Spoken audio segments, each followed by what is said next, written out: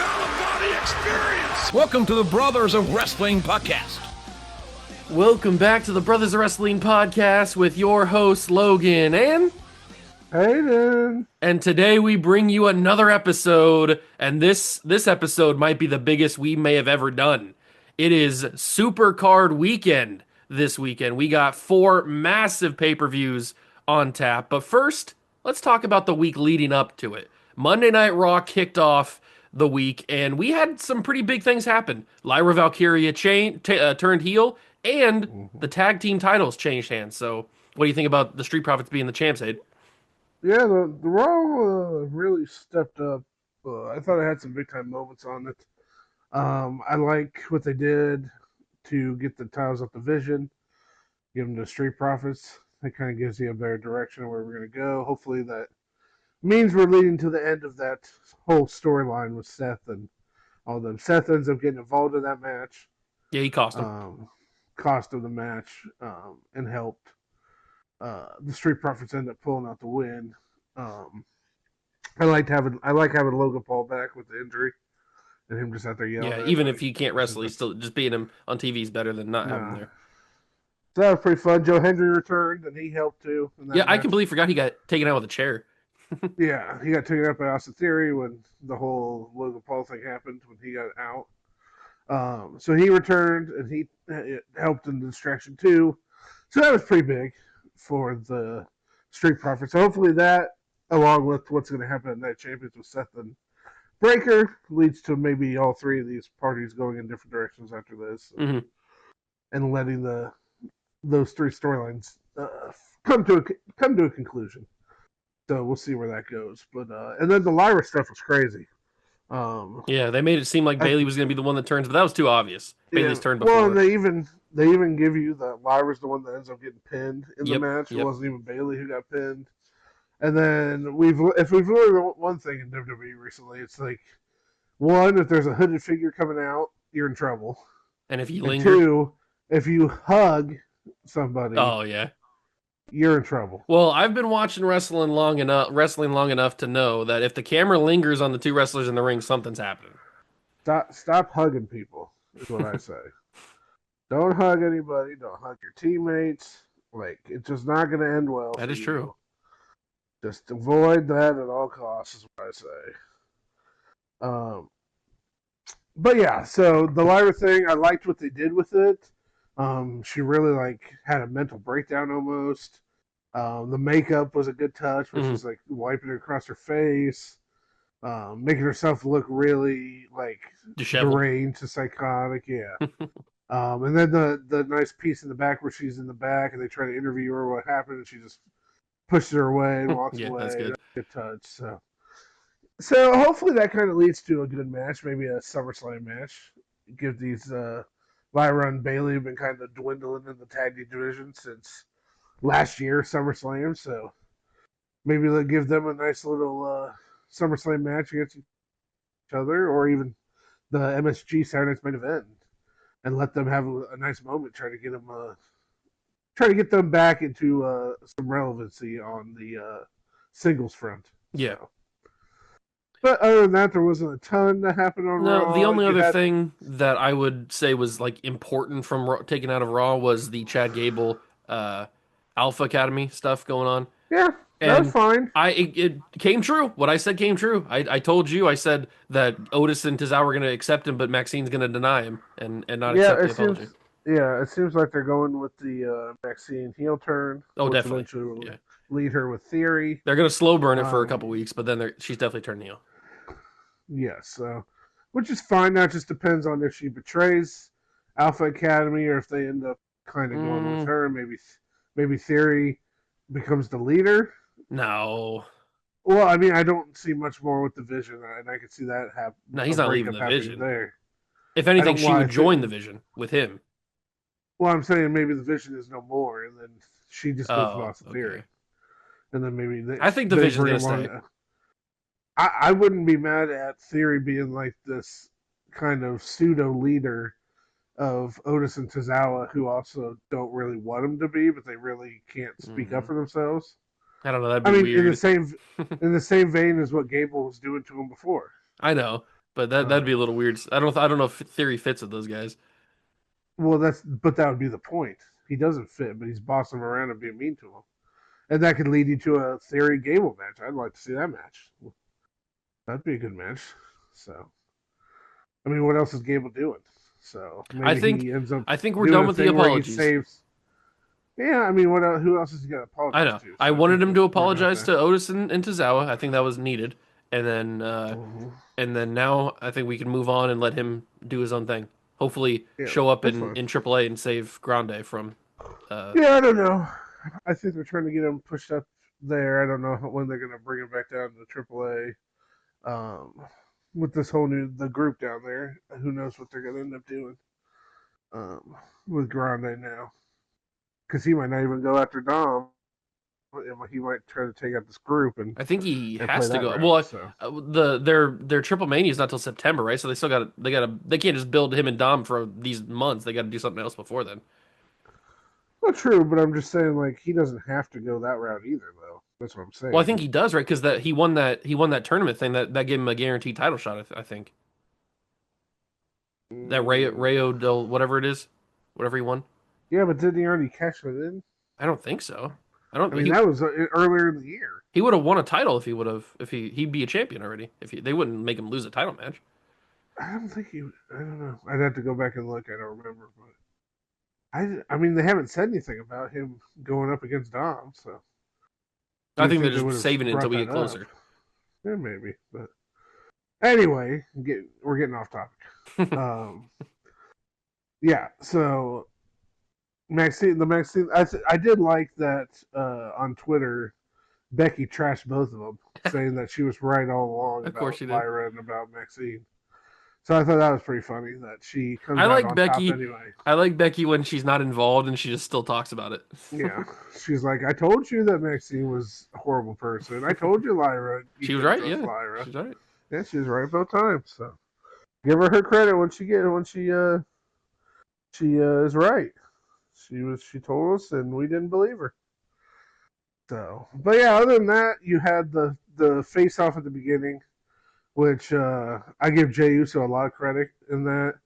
Uh, there was a lot of passion in that speech. That's It what he made does you. nowadays. Yeah, I know, but like he really got into that one. Like you could tell he was almost in tears The talking audacity to about. run it back in Oba's face when he's in the ring like that. Yeah, and I like the crowd dynamic that Oba almost is getting booed a little bit because he stops the eating and he cuts it off. I do I thought like. that We was didn't talk kind about of this last week. I funny. do like that they've incorporated the shadow shot of the crowd. His shadow Yeah, looming over the I crowd. was gonna talk to you about that because I think it's a weird thing because I noticed it when they were in a European show earlier, Hmm. and then when they came back to States, they didn't do it, and then they did it again for They've done it the past two this other weeks. show. Well, they didn't do it. Yeah, the 2 weeks they've been in Europe, they've done it. They didn't do it the one time they were back in I America. they did it once or twice in NXT right before he got called up. So I wonder if it's like they're trying to save it for special occasions. Maybe I like it So though. we'll see. But yeah, that's a nice dynamic. I mean, what's the? It's just another nice little addition to his How entrance. much So more aura can he have? I know he's got a lot. So, but I loved Jey Uso's speech. It was a lot of passion. So I it's think nice to I see think you might be Jay the only one that seem like liked he's it. cared. The internet community did not like it. Don't you remember we don't care what they think? True. I just like So bringing it. I like it. They're like the third person of the show. We like to bring them no, up. they're stupid. So yeah, I mean the speech was great, and then when Oba cuts him off and basically you know tells him that he's not even concerned with him, he's more concerned with his cousin. Hmm. So That was basically, pretty good. Yeah. Jay gives this big entitled speech about how he's going to win the King of the Ring, and then he's going to go on and win the championship, and then Oba just cuts him off and says, "I don't even really care about Yeah. you." Hope I don't care. So that was a nice on both sides. You're kind of seeing that I'm not. dynamic play out between those guys. So that was, I think, a fun little When thing we get to to have them Night do. of Champions discussion, I'm not sure who I'm going to pick for that. I mean, there's the one nice thing, and I like I've said a million times, I'm not a big fan of what happened in this tournament. But the one nice thing is they give you a final where it's not. It could go 50 different directions, and it could be. There's only two results really that can happen, but there's also 50 different ways that those results could come to fruition. Mm-hmm. So I like that they at least are giving you that you're going to have to watch this match to find out what happens. You're not just going to be like, Opa's going to win. Because there's so many different things. There's so many different people that could come out. There's so many different layers that can come out of this. Mm-hmm. The only thing I can't see happening is Jey Uso cleanly pinning Ova. Yeah, that's about It's the about only the only scenario where I don't see that happening. Yeah. But there's like 50 other scenarios where I could see Jey Uso winning. Yes. So it'll be interesting to see what happens. But yeah, that was about it for Raw. As far as NXT goes, it was a slow Raw. They had it was a decent show. They just built up to Bash really for the story. Well, I mean, we have to talk about one of my new favorite things about NXT is Naraku's laugh. That is amazing. Yeah, it's pretty good. And when D'Angelo opens the they pulled a Keith Lee fireball. He got fireball. They haven't done that since Keith Lee did that. Back the other thing funnier would have 2019. been if Robert Stone would have opened it. Oh yeah, He caught his hairspray on fire. Then his whole head's burning. But Tony D'Angelo takes the fireball in the face out of the contract. Naraku gives you the crazy laugh he has. I love that thing. And then it looks like the whole night Stone's gonna have to get somebody new. Yeah, they keep teasing that for that match. Rook was teased. They had a couple other guys they were talking to. Mm-hmm. And then eventually D'Angelo comes back with one eye and I hope makes he has the that match match official. So we'll see how that goes. But yeah, they got some good matches coming up. I do want to point this out. I want to invest early. Sam said this on Not Sam, and I agree with him. I want to invest early in Saquon Sugars. I think Saquon Sugars is going to be a pretty big star in the company in the next 5 or so years. I could see that. So I just want to right now. We in 5 years we come back to this episode. I said it right here, right now. Yeah, he seems like he has all the makings to be a big star. So I wouldn't be shocked. So, but yeah, I mean, we'll talk about Great American Bash here coming up, but they did a decent job setting it up for it. This might be once we get there and talk about it. This might be the biggest show for NXT in its history. So the last thing about NXT, I just remembered this. They kicked Sean Spears out of Culling. He got kicked out. Yeah, that's right. He did get. Yeah, and not a big impact for me. No, I saw it coming. They've been teasing it for Culling weeks. wasn't doing much anyway. Well, they're probably getting ready to call Izzy Dame up anyway. So I could see those two coming up as a package deal. As like a manager. I mean, she could still wrestle, but as a manager guy, that's something we need more in wrestling is the managers, male or female. We need more manager stuff. There's a period where all we had was managers. There should be a thing, just like when we used to. I just saw they just did a big on this day in wrestling thing on Facebook. I saw, and it was about the debut of Terry Funk and Macho Man on the same card. Oh, nice! Or the same weekend, they both debuted in WWE, and like Macho Man's debut literally is him fighting an enhancement talent. I forget the guy's name now, off the top of my head, and the whole match is surrounded with all of the great managers like Heenan and was it Jimmy Hart? I'm trying to remember who all was there. Probably Jimmy was Freddie Blassie. All those guys were watching this match backstage, and then they all come out to celebrate with him because they were all recruiting him. They're trying to acquire his services. Yes. Which then that whole storyline ends with him bringing in Miss Elizabeth. Yeah. When he has to choose. Yeah. When he's choosing who his manager is. Yeah, they should do that again. That's when they debut Miss Elizabeth. And I'm just like, I was reading that and watching it, and I was like, man, they really need to, like, bring up a big NXT talent. Like, name your NXT talent. Maybe D'Angelo. And bring him up, and then you do a thing where, like, all these managers want to manage him. I mean, obviously the only ones we really have right now are Heyman, but if they had managers, then you could have like all these managers talking about it. That could be cool. And then I think that's something that they really are lacking because the managers add a lot to matches if you actually know how to do it right. Mm-hmm. So. And now it's time for a quick segment of what happened on Dynamite. I thought Dynamite was really good this week, and I love when, especially like with this weekend coming up, with everything crowded together. And this is probably, I don't know if this will ever happen again this weekend. It's crazy. They might do it again, but not often. I don't think AEW likes being jammed in with all this other stuff, but I mean, they could. But- They knew that these pay-per-views happened. I understand. I'm saying, I'm telling you, if Night Champions would have been on Sunday, they would have moved. I think it's only because it's Slammiversary and it's Great American Bash is the reason they didn't move. I don't think they like being sandwiched in with all the Probably WWE not. stuff. And let's be honest, TNA's in that WWE stuff enough that you can consider it like they're really just shoved in there. Well, let's also be honest. Half the people, like, there's going to be 5 people who watch Slammiversary. But what? It's a rebirth. Is it? This is their chance. And we'll get to that later.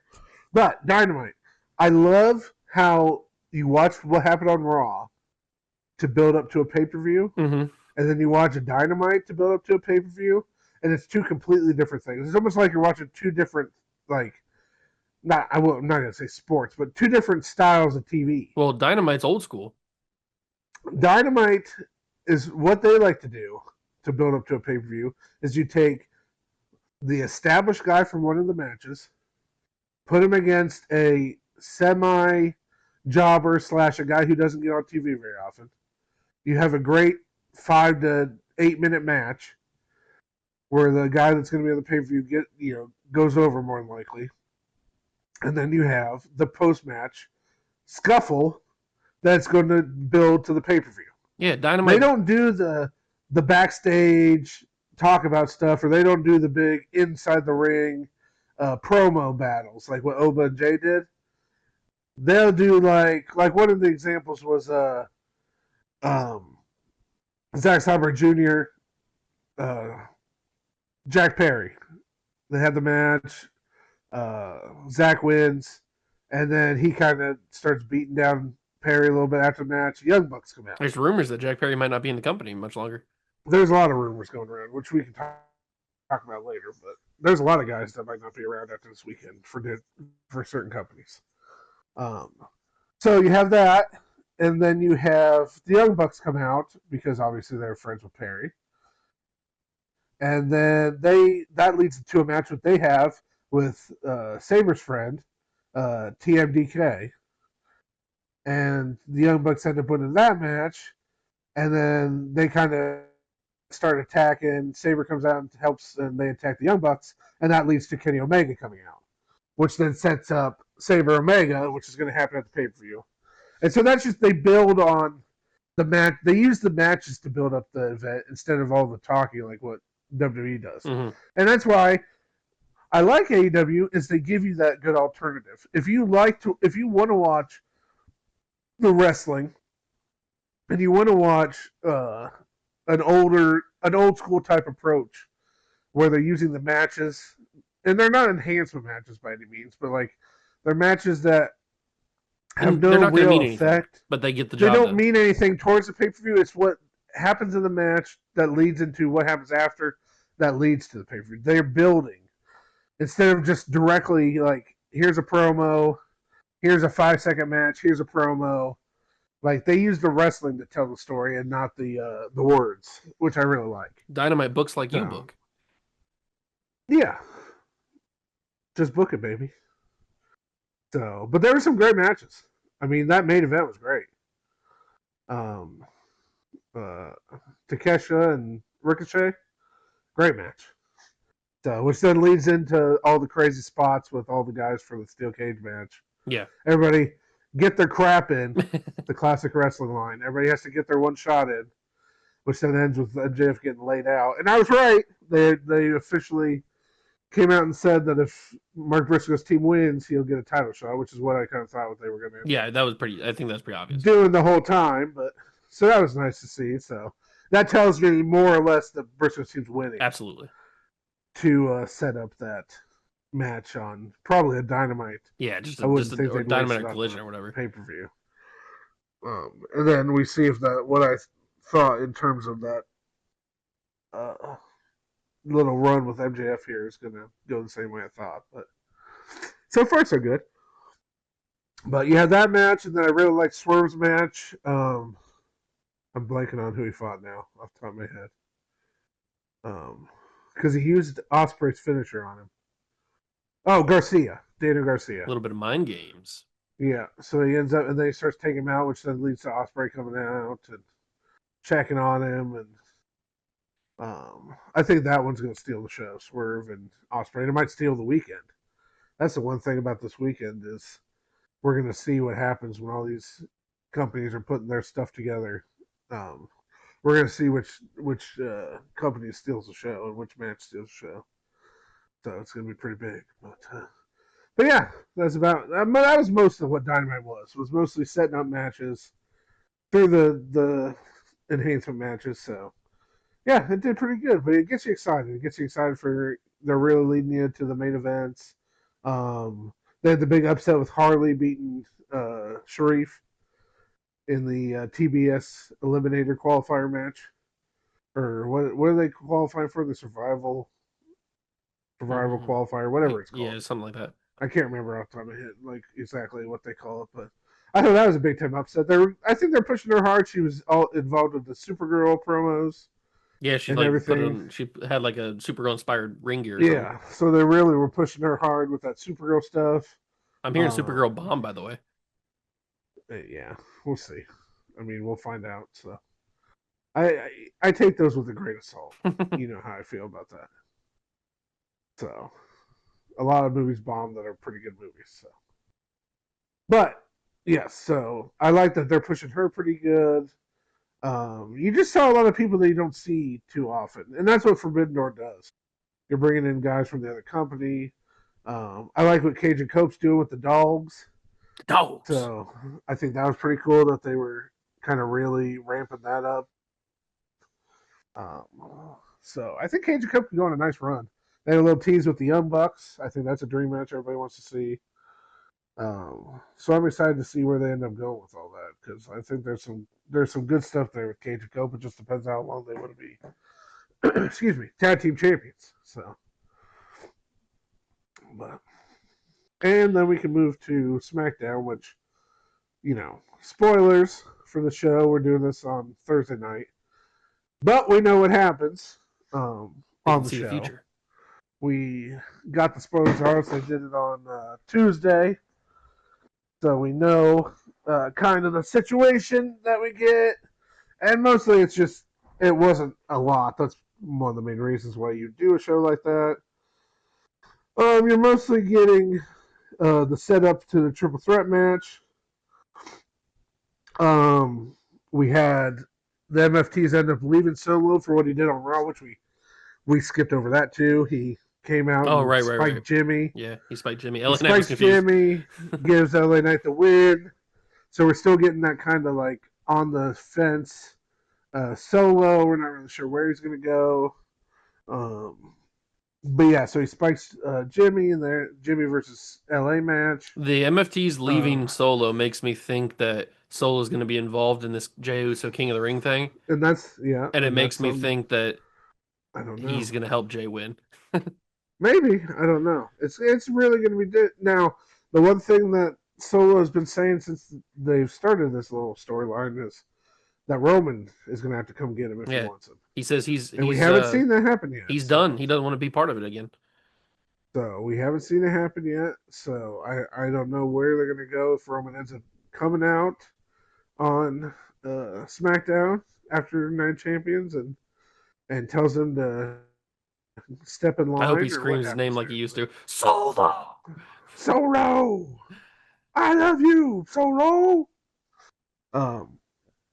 So we get that. That's probably the biggest things that goes on the show. You There had was some this really good big thing on matches. Twitter going around that WWE scrubbed Jey Uso's promo from SmackDown off the internet. He did his like catchphrase that he's been doing now, where it's like warning shot bow or whatever he says. Uh, What do you mean? You mean from Raw? no, from SmackDown. People were tweeting about it because they already seen the footage and stuff. Uh, there's like so it's like him and Sammy's in the ring, and I think Cody's in the ring. Uh, somebody I think maybe Gunther's in the ring probably, and Jay's cutting a promo and he says that Cody, this is or Sammy, this is your warning shot. Pow! Like he shoots him like he's been doing recently, I and don't he know. does that to Cody too. And I don't know, like they've been saying that the WWE like scrubbed it off the internet or something. I don't know. It's weird. I don't know. I hadn't heard anything about that, but yeah, we'll see. Yeah, they have a big segment. Oba comes out. They had a big dark match after SmackDown with Oba and Seth Yeah, I teaming up saw that. against I thought that was on the actual show, but then I realized it was probably Division. on. No, no, Yeah, no. It was afterwards. I saw a video of Seth doing the yeah, Oba walk, he was doing it so it was pretty horribly. funny. We get a little setup between Jade and Tiffany for Night Champions. Yep. Um, Royce is talking to Solo about what he's been doing and all that stuff. So we still got Royce involved in that.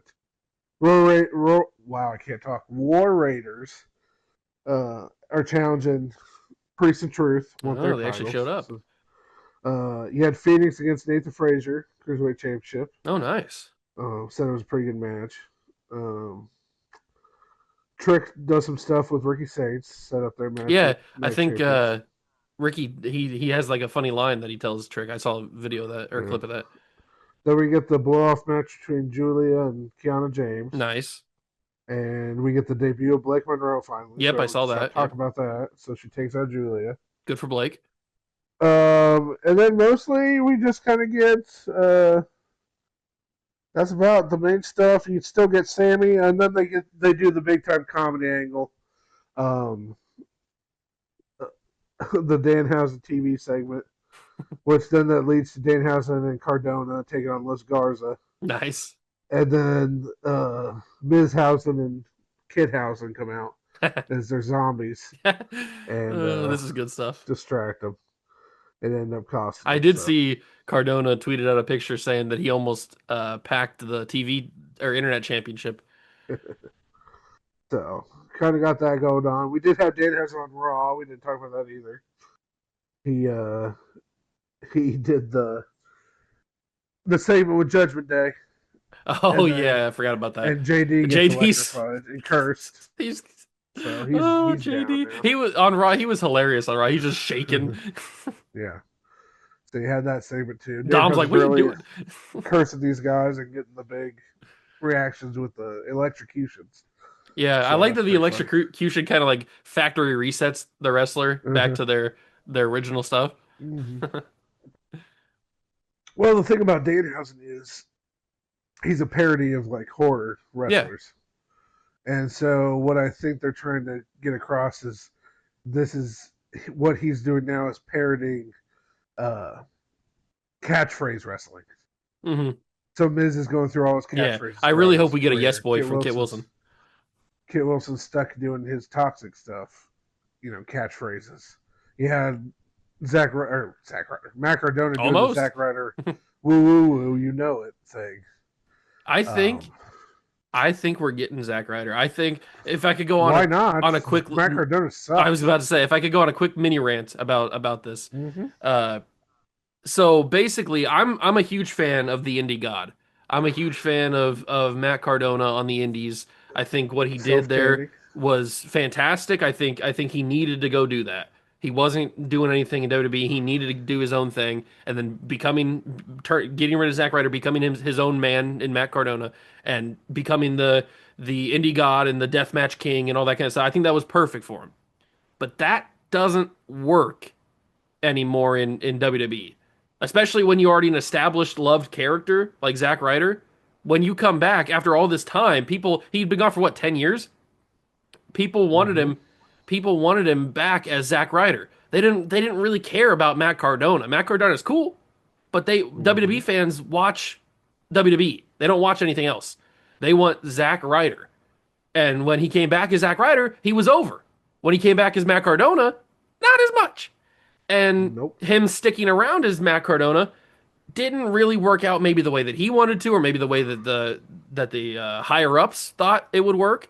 So I think that they're putting him in this situation with Danhausen to eventually give him back to Zack Ryder. Because if he just says one day like, "Oh, I'm Zack Ryder again," it would be super confusing. Like, why? Like, what happened to Matt Cardona? It's the same thing when he got rid of Zack Ryder and he just came out as Matt Cardona officially. It's like, what? Mm-hmm. You were already on TV as Zack Ryder earlier. So this is a Exactly. way for them to get him back to Zack Ryder without it making like with it making sense because Danhausen shocks him and it shocks him back to factory reset where he's Zack Ryder. So I think this is going to be good for him because he's not doing anything as Cardona. He's barely on TV, and when he's on TV, he loses. So and he might still lose Zack Ryder. I'm not saying he's going to be in the world title picture as Zack Ryder, but Mm-hmm. he's going to be more over. The crowd's going to love him. If he brings back the woo woo woo, you know it. Oh radio. If he Mm-hmm. brings all that Great back, song. he's going to be over and he's going to stay over because that's what the fans want. So Mm-hmm. I think that he should have never been Matt Cardona in WWE. Well, and that's the thing with uh, a lot of the wrestling when like guys come from WWE and then go out to the indies and then come back. You want the character that they were in WWE. you they build their reputation outside of WWE, but then when they come back to WWE, you really want what they used to be. Although it's very Cody is a very rare case. Cody's the He only wasn't one. anything in WWE before. No, now we can't say that. I mean, the guy was doing a lot of stuff. Nobody wants Dashing or Stardust. No, yes, that's where you get him though. If he left at like more of the peak of his powers when he was Intercontinental Champion, and he ended up getting fired or something like that, then yeah, I get that why you wouldn't really want. But like I would see if he just came back as like Dash and Cody Rhodes, I don't think people would hate that so much. But he left at his lowest point with Stardust, and which at that point you're playing a character that luckily isn't really you. So you can do a total 180. Mhm. Like there's a big difference between that and like Killer Cross. Because the character Killer Cross playing in WWE as Karrion Cross is pretty much the same thing. Exactly the same. Yeah, just a little bit watered So down, but same thing. yeah, well yeah, a lot more vicious on the indies than what he is in WWE. So you can't really change into anything else. Cody went from the lowest point of Stardust, was able to go out and become the main eventer he wanted to be by wrestling big time names that he wasn't getting to wrestle in And be a WWE. heel By being a heel, joining the companies, getting a reputation for being a main eventer, and being a dick. then starting his own company and doing the New Japan stuff and all that stuff. He built that character up. So then that's From what you want to nothing. see when he comes back. Yeah, so you want to see the character he built up, and you don't want to see him come back as Stardust. No. Now you get the nice little things he does where he Yeah, he does a little cartwheel thing and but you don't. There was no point in coming back like Stardust. That would be. if he would have showed up as Stardust against Seth Rollins at WrestleMania. It's like, but most of the time, people that leave WWE, they take the character that in WWE and just kind of amp it up a little bit. Yeah. And that's what makes it work so well because that's what people know. Now, Sam talks about this all the time when this discussion comes up. He brings up Hogan in 2002. He says Hogan came back with NWO, and it was cool. It was over, but it was over for like a month, and then you realize what you want. and then the fans want the red and yellow because that's what the fans watched. The fans didn't watch NWO. Well, they might have, but most of those fans wanted red and yellow, and that's what they gave. Yes, exactly, same thing. So, but most of these guys don't do that. Most of these guys don't reinvent themselves when they leave. They just use what they got over with in WWE to keep getting over in the indies. There's only a few guys that really changed. That's because it's very risky. Cardona is one of them. Cody did his thing, but like maybe McIntyre. But really, what McIntyre's whole change is that he bulked up and made himself look like a main eventer. Before that, you look at the 3MB McIntyre, he was never going to be a No, world long and champion. lanky and thin, and He became a main eventer by getting out of WWE, realizing what he needed to do, putting in the work to I still remember give that him the body of a main busted eventer. open interview that they did with McIntyre when he was on the phone, and he was like in Scotland, and it was like Hmm. a couple months after he got fired. Yeah. So, but yeah, so. Well, we'll see what happens with. I would love to see Zack Ryder come back. I mean, that's what WWE fans remember and love, and I mean, it's not WWE too fans, far off from Cardona, WWE fans are the but most nostalgia fans in wrestling. That's what they want. I They mean, want nostalgia wins though. nostalgia Doesn't sells. matter Yeah, what you're I'm doing. not saying it doesn't. Doesn't matter if it's in sports. It doesn't matter if it's in TV shows. Doesn't matter if it's in restaurants. Nostalgia If sells. you play into nostalgia, you're gonna make a ton of money. Doesn't matter. I mean, And I get my God, they just brought back the fried pies at McDonald's, and I've been seeing you everywhere went online crazy. that this is like one of the biggest things that's ever happened You because it was passed out in like your chair. 34 years. I mean, I never had them, so I have no idea You still what they passed out in are. your chair. But 34 years, they haven't had them, and they bring them back. People are gonna freak out about that because it reminds them of their childhood or the younger times. And I get the whole argument that wrestlers have against that, which is they want to have the ability to create something new, create something special. But sometimes, I mean, you can do that. That's fine. But sometimes the fans just want what they are The familiar with. fans want you to play the hits. Yeah, They want you to come back. They want you to come out and flip off the crowd. They want you to drink your beers, say what a few times, flip somebody off, give them a Stone Cold Stunner, and leave. Oba, Now, he's young in his career. Oba's never getting away from the walk. He's going to be now, doing the I Oba mean, walk now, for 30 years. there's guys that can come back and revamp themselves, like what The Rock did with the Final Boss. But you're telling me that if The Rock came back today and came out as The Rock, we're not going to cheer the crap out of him? Because the last time we seen him, he was the Final Boss. No, we'd still cheer. We would cheer the crap out of him because it's nostalgia. You hear the "what in a smell," and you're freaking out. So, but that's what they really need to lean into, and hopefully that's what Dan Hines is kind of bringing you is these nostalgia acts to kind of give you that. Uh, and that's what I like about Dan Hines. He gives you that breather on the show Yeah, Miz did where a you can just kind hoorah. of Miz hasn't done laugh. a hoorah in years. Yeah, I mean that's and there's nothing wrong with that. I've seen so many people blasting this storyline because the Miz should be taken seriously, and it's like I'm thinking, where were you 6 months ago when he was just sitting at home doing nothing? You weren't talking about the Miz. They The only reason he they're was a talking about WWE the Miz champion is within because, this decade. like, the only reason they're talking about the Miz is because now guess what? He's on TV every week doing something. That's what I don't get about these people. He's like, he should be taken seriously as a wrestler. He tried that, and no one took him serious. So let him do the fun little thing with Dan Housen where he barely has to wrestle. He can just sit in the back and say his own catchphrases and be happy that That's he's what I on would want to TV. do. Like, so. But yeah, I mean, and I love the fact that you don't like Dan Housen is one of the most over guys in the company, and you don't even need to see him wrestle ever. He's I think undefeated. that works real well. The whole thing that have you been seeing that online with him and Charlotte? Yeah, Charlotte put the face paint on. Yeah, they did the face paint, and he's taking the robe, and I mean that's good Charlotte stuff. Housen. Yeah. So All right, let's talk about these super card pay-per-views we got going on here. We got four to talk about. First up is Night of Champions. Let's run through the card really quick. We've got the Women's United States Championship match. Tiffany Stratton defends against Jade Cargill. We've got Braun Breaker versus Seth Rollins Steel Cage. We've got Trick Williams defending the men's U.S. title against Ricky Saints. The Queen of the Ring tournament final, Io Sky versus world champion Liv Morgan. King of the Ring tournament final, Jey Uso versus Oba Femi. And the WWE Championship match, Cody Rhodes in a triple threat defends against Gunther and Sami Zayn. mm-hmm.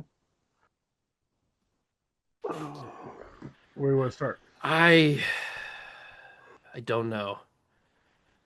Well, Let's first talk off, let's talk Jay and Oba first. because I think that has Okay. the most something's going to happen energy. I think from what I saw that the two King and Queen of the They're Ring on matches are going to ESPN. be the hour, yeah, Yeah. the first hour. So we're going to find out real quick what happens there. So okay, you start then. I could go either way, and I hate saying that because I really want Oba to win, but I could go Yeah. either way. I can see so many different scenarios in my head right now. I can see Oba beating Jay clean. I can see Oba beating Jay where Solo comes out and spikes Jay. I can see Jay beating Oba where Solo comes out and spikes Oba. I can see Brock Lesnar coming out and taking out, distracting Oba. Jay beats Oba. I can see Jacob Fatu and Jimmy Uso and them coming out, and maybe they're trying to stop Solo. That distracts Jay, and Oba beats Jay. I can see so many different things happen. I can't pick. I don't know.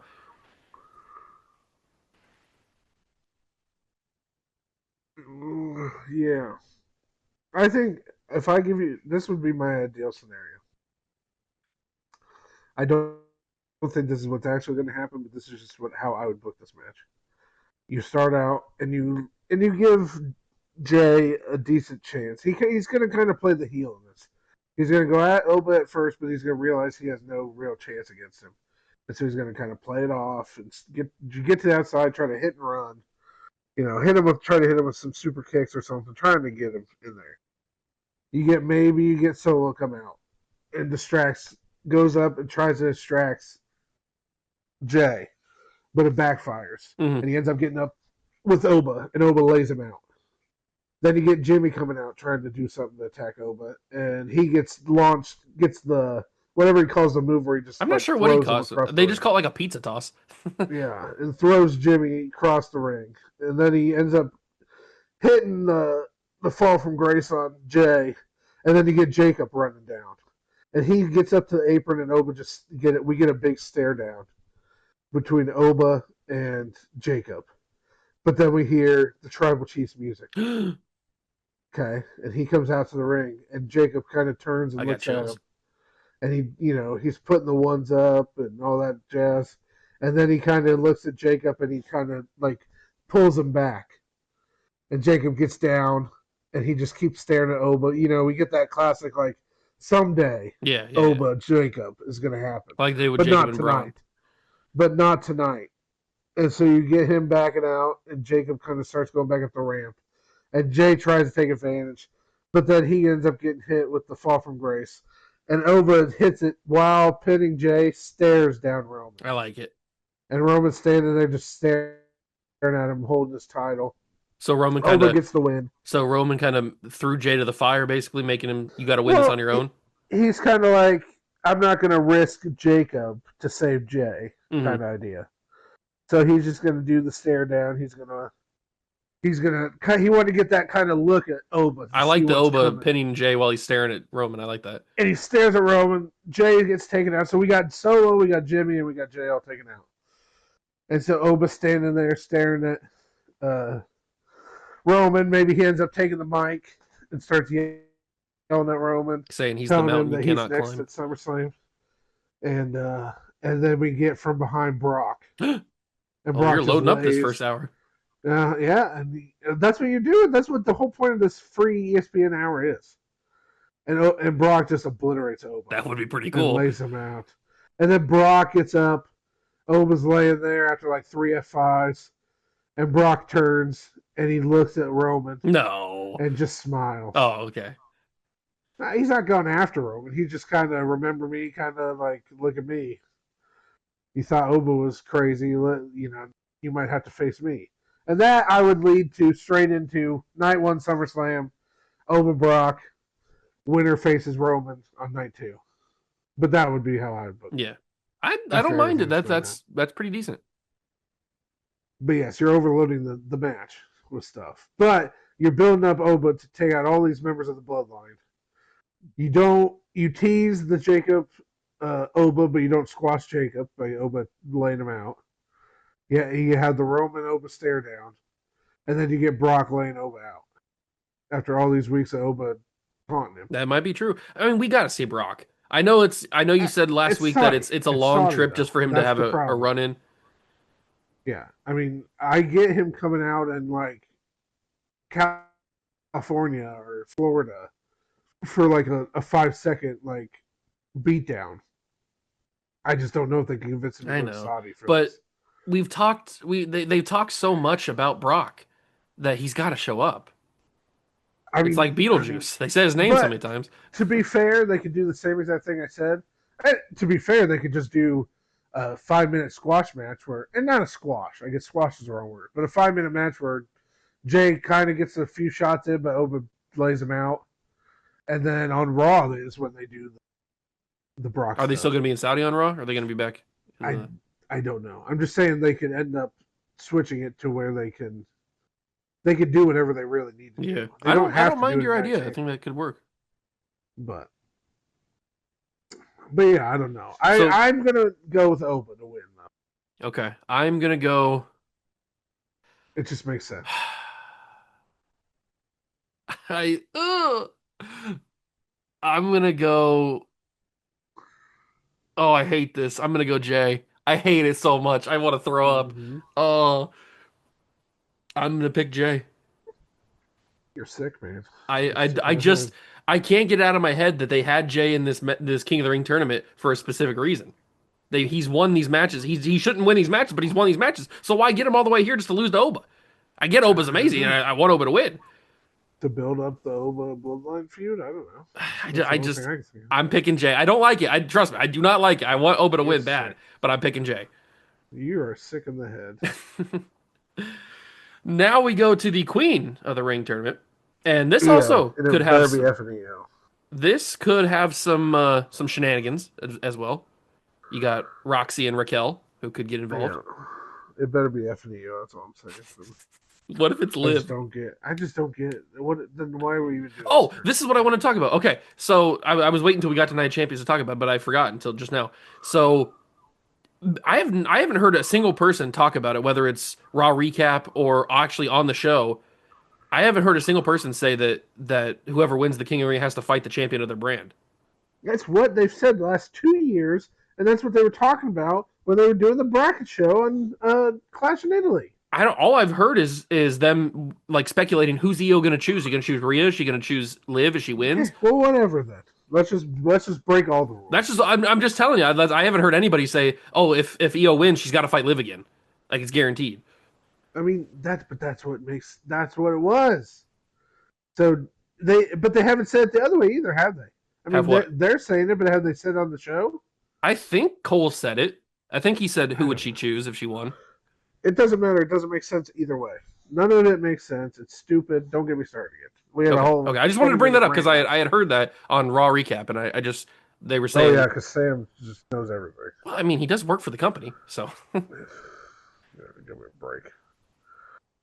But I'm gonna go EO as well It better be EO. That's all I'm saying.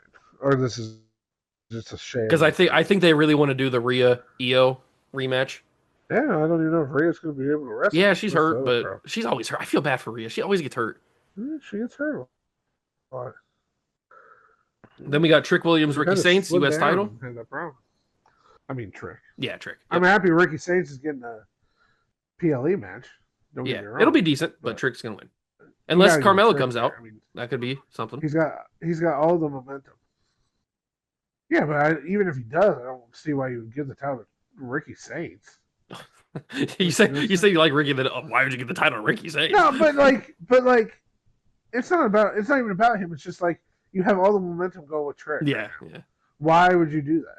It makes no. It doesn't matter if it's Ricky Saints, if it's anybody in that match. It wouldn't Jesus. make any sense. Okay, see, this is the way you do this. You have to just go like 180 out of nowhere for no He reason. said anybody. Jesus. Okay. All right, Trick Williams winning. Braun Breaker, Yes. Seth Rollins. I hope Seth wins. Yes, I do too. Because in my scenario, if it ends up being Jay that wins, then the only other scenario I could see for a match for Roman is Seth winning this and then somehow getting into a match with Roman at SummerSlam, which is what we thought was going to happen in the tournament. Yeah, yeah. But I don't see how you can not have Seth win this. He has to win. And, It's got to be the end of the storyline. and it's not anything against Braun. I think you put Braun over pretty big in this match. And then Oh I yeah, mean Braun's gonna show out. you can just even have Seth get some kind of crap finish where Well, like definitely Theory and Paul are gonna be there. yeah, but I'm saying like you can even have the crap. I mean, I wouldn't go this way, but like you could do a finish where he spears him through the door and Mm. Seth just lands first They've and done that Seth wins the before. match. I mean it's happened.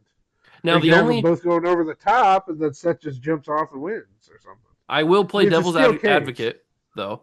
The only way Braun wins, I think, is if Bronson Reed's healthy and he comes back. I don't know if Bronson Reed's Maybe. close.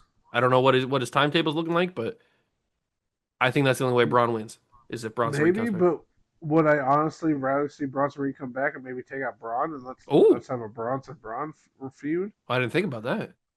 I mean, he did join Seth in the Vision, and I mean, yeah, they took him out, but I mean, it was Braun that took him out, not really Bronson. I mean, he did it eventually, but like maybe he realized that he should join. Not that he joins with Seth, but that maybe he feels like Braun's the one that cost him his chance. Interesting. I don't know. I'm just saying, like I would like to see something where I don't want to see anything else going on with this. And yeah, I don't really care if Braun wins because I can see why you'd want him to keep building him up. But you need to have some kind of big match for Braun at SummerSlam, no matter what happens. I wanted it Because, over when Seth beat him on Raw, or should have beat him on Raw, whatever it was. but like, who is the big name that you're going to put in the ring with Braun at SummerSlam? Is the question now. Because win or lose, he needs to go in a Yes, different direction, and he needs to win that match at SummerSlam. definitely. So who do you put him in there with? Do you give him another Maybe chance you to give go him after the Penta. Intercontinental? Yeah. But then it's like, do you take the title off Penta and give it to Braun? What does that really do for Braun? He seems to be He's already been more champ. Yeah. elevated than that. Yeah. Do you need to find a guy to feed to him that he can have a big time match at Too bad SummerSlam? he couldn't pull Batista and do like the thumbs down and then like spear Seth Rollins. That'd be awesome. But I don't know. There's just not really anyone to feed to him now after the Seth thing's over.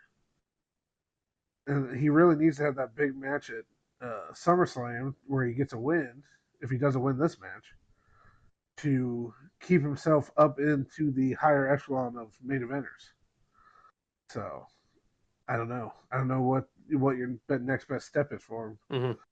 But I hope Seth wins, just for the simple fact that I think he is more close to needing this win to get him into a chance to go after Roman, which is what It'd I be pretty would love to convoluted to see. get him into that match though. I don't think they've had a match one on one together since that Royal Rumble match. So Yeah, that's probably right. Yeah. because I mean they did the whole thing with WrestleMania 40, but it That was a was the tag, and tag then match. he jumped in at the end in the main event. He didn't really they didn't wrestle, so I don't think they fought each other since that. I forget what year that was, but whatever that year that Royal Rumble It was where he probably contested in the the year Shield the Royal garb. Rumble, right? What's it called? Well, it wasn't 2023 because that's the year he fights Roman. He fights Kevin, and Sammy chooses Kevin over the Bloodline. Okay, so that had to been the year prior than 2022. That's 2023, so it had to have been 2022, yeah, because it wasn't 2024 because Seth was world champ then. So yeah, it must have been all the way back in 2022. That's crazy. So that's the last time they've had a singles match. All right, Tiffany and Jade. I mean, I hate it, but I feel like they got to go Jade here. I agree. mean, she's lost her last two title chances against Rhea. I Are agree. you I was really gonna pick Jade bury too. her against Tiffany? But then, what do you really say about Tiffany? Is her Tiffany probably does her kryptonite stuff with Jade? Chelsea. Yeah, but is her kryptonite just Jade now? She I lost the guess women's title to her. She was going to lose the U.S. title to her. It Jade's just seems better than weird. her. I guess. I feel like if you're going to just go straight to Jade as U.S. champion, why'd you even give Tiffany the title? It didn't make any sense. Though. The only way, Seems uh, weird. the only way Tiffany wins, I can see her winning, is because SummerSlam's in Minneapolis and she's from Minneapolis. Or she's from Minnesota. She's not from Minneapolis, but I don't know. I don't know. Unless they got an idea to give Tiffany something to do at there's a lot of people from SummerSlam. Minnesota. Yeah, it's a big time wrestling You. background there. I am. It's a true story. And then the main event, triple threat: Cody, Gunther, Sammy, WWE title. I mean, they made it a triple threat for some shenanigans to happen. Yeah, and I like the fact that it feels like anyone can win this match. It does feel like honestly. anybody can win this. I just don't see how you take the title off Cody for SummerSlam. I would think so, but I'm leaning Gunther. Okay, It's kind of crazy. but here's my question. So do we think if Oba wins that he's more than likely going after Roman? Yes. Yes. So then for there to be so if Jay wins, then we have to assume he's going to go after the winner of this match. Yes. So who are you more excited about if it's Jay versus? Are you more excited for Jay versus Gunther, They Jay have versus history. Sammy, or Jay versus Jay's Cody? got history with all three He of them. has history with all three of them. He's got So history it's with all not three. like it's a fresh matchup. You get Jay Gunther, you get the rematches from the world title that everyone hated anyway. And Intercontinental title. I think they fought for that too. You get Jay Sammy, and you go back to all that That's history. feeling oozy. But then you're also like playing off of like Sammy's a heel, and Jay's kind of being a heel ish. Like, what kind of match is that really going to be? And then what happens to Cody? Like, does Well, he just go off so into nothing? so the reason I think that Gunther might win is because I think we might get a scenario where Sammy costs Cody the championship. Maybe Cody has Gunther beaten with like a couple crossroads or something. He goes to cover him, Sammy pulls Cody off of him, and then Sammy and Cody are fighting. And then Sammy takes Cody out, like maybe knocks him out of the ring, and then Gunther gets up, power bombs Sammy, pins him. Gunther wins the championship, steals the title from Cody, and then Cody's thinking, I had Gunther beat, but Sammy cost me. So then we get a grudge match at SummerSlam, Cody Sammy, and that's what And I would Cody like to does. see that, some kind of street fight idea. Um, but then what do you do with Gunther? You're giving him Jay? Is that really He'd either anything? have to face Jay or he'd just fight somebody new. And then if Oba wins, who would he fight? I think that the Rock crowd made it pretty clear that they want him to fight Roman. No, I did. Who? The Rock, Oba. No. I'm saying if Oba wins, he's fighting Roman. So who's Gunther fighting? Oh yeah, I thought it's just somebody That's what new. I'm Yeah, saying. that's what I said. That's what I'm saying. But I know, but like who? Oh, I don't know. That's what I'm Probably. saying. Like who are you putting in that spot? Let's see. I I mean, LA mean, there's Knight. no one that's really. He's going against a bloodline. Why would he all of a sudden fight Gunther? He's That got doesn't make any beef with everybody. sense. Well, he's getting buried. So I Who don't else think could they're go putting him in the against main event of SummerSlam. some SmackDown top tier guys? I mean, you No, got Randy. there's a guy that's been rumored to come back to SmackDown when Okay. he comes back. Oh, Punker. But then that's just a rematch of last year. Yeah, true. Do we really want to see that again? No, probably not. Because Punk would And lose. then, but will he? Or You're not are going to we give Gunther the betting title for a Gunther can't month. 2 years in a row? Why not? Because doesn't that hurt We've Gunther? already That would hurt Gunther. we've already excuse me. We've already established that Gunther can lose because he's also Cody But it twice hasn't been now. clean either time. It doesn't matter. You could still have it where Punk uh, comes out and beats him. He beat him last year. That's the last time he lost, I think. Clean. I think so. So, do you have Punk come back and set up that feud? I mean, I don't know, but like, who else do you put in there with him? I don't If it know. was me, I'd have some kind of crazy like number one contender tournament where all the guys were I knew you were going non. to say tournament. Yeah, because I'm a tournament freak. I love tournaments. That's why I'm so mad about the King and Queen of the Ring. This was a crap tournament. I'm a G1 Climax lover. I love all that stuff. BFG series. I love all those kind of things. Um, but you have some kind of tournament where it's only guys that have never been world champions. Oh, And like then you have that Money in the a Bank where huge, it was only former champions in yeah, it. yeah. And then then you have all these guys in this match: Javon Evans, Oh, Pentagon, oh, Phoenix, now we're all talking. the young guys that we got: Saints, Trick, Carmelo, all these guys that have a big, huge tournament, or even just a freaking battle royal. And then we build up some new guy. Royce Well, Keith.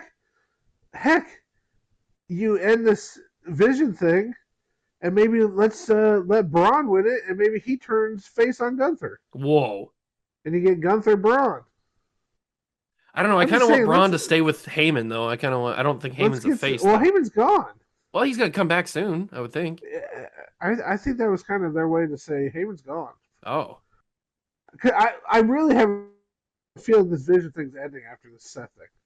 That's why, like, Okay. I think the theory going with the Alpha Academy stuff would be fun, and Logan Paul will probably go away again until he's back to being I just healthy. kind of assumed Vision was staying together.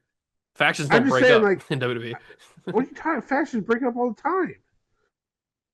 We were No, just seeing they like tease three. it for years and then they never I'm break just up. saying, like, there's no more point of the Vision once the set thing's over. So why don't we take Braun and let him do his own thing? Logan can go back till he's healthy, and we have Theory kind of end up going with Maxine and kind of become a pseudo leader of the Alpha Academy. And you got a spot for all these three guys to go. You can start a feud with Theory and Gable. I mean, those would be some good matches. Why not build up two guys? I mean, we already seen Theory can be a psychopath. We did all that chair shots. Why not throw him in with Gable and have him take out Gable with the chair when Gable's trying to convince Alpha Academy? And then Theory joins up with Maxine, and then they boss around Otis and Tozawa until Gable can save him. And then they reform Alpha Academy or something. I'm just saying, I'm just throwing different things out there. So I know you're so against that for some reason. Well, I don't think that Vision's breaking up or separating, not breaking up, but I just just don't see separating. what the point of the Vision is anymore after this. I guess you could turn it as this is the Vision of the future, just without Seth. But it's not anymore. Logan Paul's hurt. Bronson Reeds has been out. And what do you like?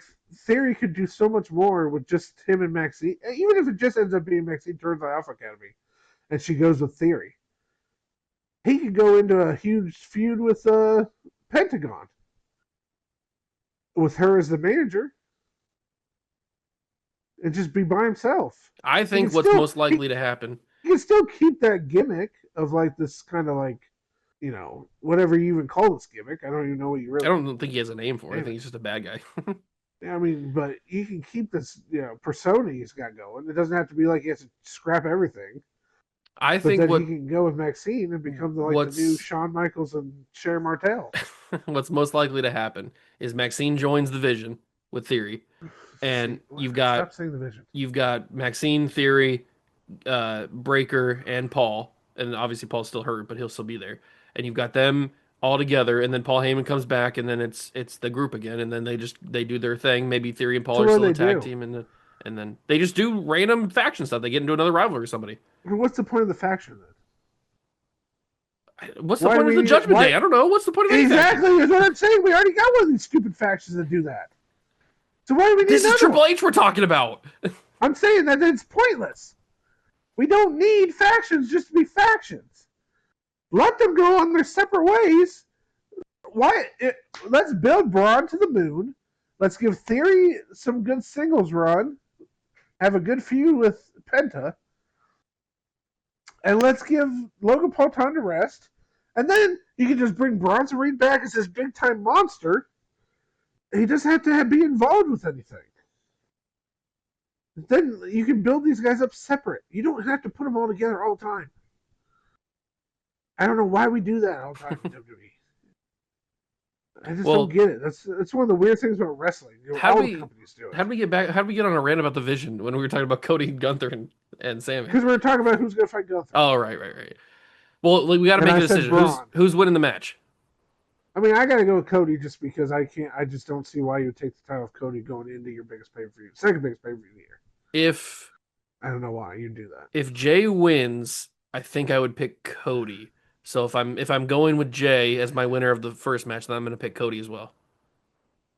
Yeah, and I'm going Oba, so it really doesn't matter for this one. So I'm going. I mean, I'm just going Cody because I just don't see the logic of taking the title off. Although I wouldn't mind a Cody Sammy grudge match at SummerSlam. And that's fine, but like, still, one of my thoughts is you have this triple threat, you end up having Cody end up winning it, and then Orton attacks him, lays him out. It's still one of those thoughts I have. You love Randy coming out. Well, we already know that this is probably going to be your main event. Oh, definitely, yeah. If the King of the Ring stuff's going on at the beginning. Yeah. So you're getting rid of the King, Queen of the Ring stuff. So this is going to be your main event. So it's a perfect opportunity to have the thing, and then you can finally do the match you wanted to do at WrestleMania, which would be mirroring what happened last year. True. Where you had the crap. How many match years in a row are they going to screw up WrestleMania and then make it better at SummerSlam? So you had the crap match with Cena and Cody at WrestleMania in the involvement of what's his face, Travis Scott, and then you get to redo it at SummerSlam where it ends up being 10 times better, and you get Cody versus Orton in some kind of street fight or something, last man standing, whatever you end up wanting to put him in, and maybe that's where you give Orton his 15. I mean, that's where he won his first one in SummerSlam. You've Orton the number 15 at SummerSlam, beating Cody and laying Cody out. Maybe give Cody some time off. Let Orton fight some other guys. So, I mean, mega heel Orton coming out of SummerSlam as your WWE champion. I mean, we could go a million directions with that. It feels like this pay-per-view is more up in the air with who's going to win on most of the matches than usual. It's just the big time matches. Yeah, like obviously the Jay, filler I think matches. Jay's going to win. Yeah, Jade's going to win. Trick's going to win. But the big time, the four big time. Usually I can predict these pretty well, but don't bet on this one. No. All right, then we go to NXT. Let's talk a little NXT because this one won't take that long. So we've got wow, just what? Dismiss NXT. I said I like how you just dismiss NXT as like crap. I didn't mean to dismiss it, but I'm just well, saying. First we got to watch the Cookout with Kevin Owens and Dave LaGreca. That's going to be some. He's wearing. I'm just glad Kevin Owens back on TV. He's wearing some. What'd they say? Linen. Linen. Sam Roberts told him to wear some linen out there. It's going to be hot. Okay, so American flag, hey dudes. Our matches for the Great American Bash, NXT Great American Bash, we got Shiloh Hill versus Trish Angels. We've got Shiloh. we got Zarya. Are we really going to discuss all these? No, we're probably not. No, I'm going to take Shiloh. We can discuss the main events, but we got Zarya defending the Women's North American Championship against Tatum Paxley. Who? Zarya. Yeah, that's right. I forgot what you said for a second. Yeah, Zarya. Yes. We got Deion Lennox versus Saquon Sugars. Sugars. I'm going Sugars. We got Ren Sinclair defending the Speed title against Ariana Grace. Oh, that's a good one. I forgot that match was on there. I'm going to go Grace. I am too. I thought you were going to go Ren. Yeah, I think I'm going to go Grace. We need a title change on this. Miles Bourne defends the men's North American against Tavion Heights. I can't see Miles Bourne losing right now. I can't either unless Tavion turns heel. I think this is the beginning of a slow burn for that. I don't think they would do it right now, but maybe they will. I don't know. But maybe he loses and then turns heel. They love a good slow burn. That is true. So I can see, but I see Miles Bourne winning this match. Tony D'Angelo defends the men's NXT championship against Naraku. I mean, I got to think D'Angelo's holding it. Yeah, me too. I picked D'Angelo as well. Now, I like what we said earlier. This is probably the biggest show NXT's ever had, and that's not hyperbole. I mean, this is their first ever show that's going to be free for everybody. It's on the CW, and this is their chance. Now, do you take that chance and say, Naraku, let's give him the title. Let's make it a memorable night. Now, the only problem I have with that, if that was anyone else but Naraku, I would say that's probably what they would do. Mm-hmm. But Naraku I don't think is a big enough name in America to play that card. So I'm probably going Tony. I was going to go Tony too. But if it was like if this is back when Shinsuke came or somebody like that, like somebody that it just come in, like Finn, somebody like that, that would be the time where you put the name on the guy that's been a bigger name out there. And obviously, Naraku's a bigger name than Tony D'Angelo. I just don't think he's a big enough name in America that's going to move the needle like you'd want to. You don't think Evil's over? You don't think Evil's over in America? I think Evil is over. I don't think he's over as Naraku yet. That's my problem. And then what I think is the main event is Lola Vice defending the women's NXT championship against Kendall Gray. Well, I will say if it's the main event, Kendall Gray's winning. If it's not the main event, Lola Vice. I'm pretty sure I heard it was the main event. So if it's the main event, if you're telling me that's the main event, I don't know why you'd make that the main event if Kendall Gray's not winning that match. That's what I was thinking too, and that's why I chose Ariana Grace as the winner of the speed title because Ren and Kendall are best friends. They're the Ren QCC. So Mm-hmm. they were talking on NXT on Tuesday. They were talking about how they were going to win both the titles or keep both the titles and then have a celebration. So I'm Yeah. thinking Ren loses, Kendall wins, and then Ren's kind of like, "Oh no, now I'm sad." And but Kendall's all happy. I got to be happy for her. Well, there's a few things because that could also lead to Ren turning on Kendall, and then that gives you one of her first challengers. Yeah, So you could have that option. Because I think Lil Vice might, if she loses, she's going to get a rematch. But then after that, I I think also think she's moving on I was to about other to say. things. I was gonna say. I think Lola's ready to get called up. I don't even know. I wouldn't even say she's going to get called up. But there's so much stuff.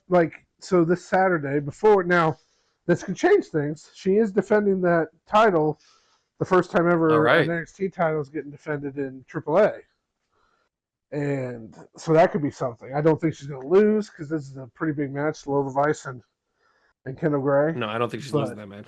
but there have been some things going on where I'm wondering if maybe she goes and does some more AAA stuff because you got her defending the title there, and then you also have Priest just Yeah, debuted I down showed there. him. I saw the thing of him showing up. So why not do maybe they end up doing some kind of getting in the mixed tag division Yeah, that'd be cool. Yeah. and do something like that. I can see her doing a bunch of other things, but not come up to the main roster, but also not being in the title mix down in NXT either. I think they're gonna take Kendall Gray to the moon in NXT. And yeah, and I think Kendall Gray's their next big star. Yeah, I think they really like her. So I think that giving her the title, especially if you're making that the main event, why would you make that the main event if you're not giving her the title? Yeah, you want to So have that you want would to have the be big surprise, the big yeah. fireworks show at the end. hmm So that would be my thought. So and then if you do end up taking the title off Ren, that can set up where Ren's jealous, Yes, and that's what I was thinking. we can end up getting them having a little feud going on after this. Maybe Lola gets a rematch, and then Ren takes out Kendall afterwards. So you got options there. All right, let's talk Slammiversary because you want me to. So, Oh, would you stop with the hate? We know. So before we get into the matches, we know a couple of things are happening. We know Amazing Red's returning. oh, I cool. think he's, I think he's going to end up being in the Ultimate X Yeah, I for see the him X on Division this Championship. match. Yep, I see him. Yeah. So I think they announced he's going to be in that. We also have there's rumors that Road Dogg's going to be there. Okay. So there's talk that he's going to take over creative now with Tommy Dreamer gone. Oh, that's the way to go. That's what the rumors are. And then we also it's been highly speculated that I don't know if this is going to be the same person, but I've heard reports that there's going to be an ex WWE champion there, and there's also reports that a former TNA Hall of Famer is going to be there. Hmm. So I don't know if that's the same person, if that's just two different clues for the same person, or if there's two different people coming. I haven't seen anything that says that's going to be the same person, but maybe it will be.